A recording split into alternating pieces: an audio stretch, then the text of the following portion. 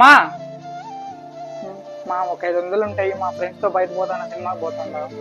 రే 5 రూపాయలే లేదు, 500కి ఎక్కడ పోతాం రా మనము? అవన్నీ నాకు తెలియదు మా.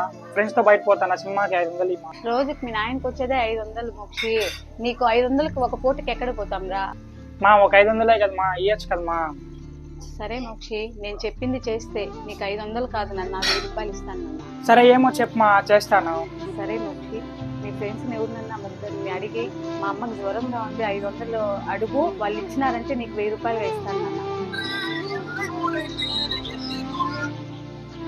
హలో హలో మచ్చా. చెప్పరా మచ్చా, మా మమ్మీకి ఫీవర్ గా ఉంది, 500 ఉంటే సంజయ్ మచ్చా. ఏంద్రా 500 మచ్చా? నా దగ్గర అడుగుతురా రే, తెలుసు కదరా మా అమ్మ దగ్గర నేను అడుక్కుంటానా. మచ్చా సంజయ్ మచ్చా, మచ్చా మమ్మీకి ఫీవర్ ఉంది అందులో. స్వామి నా దగ్గర లేదురా రే, గవర్నమెంట్ హాస్పిటల్ చూడరా. మచ్చా ఏం మచ్చా? లేదు రే మచ్చా.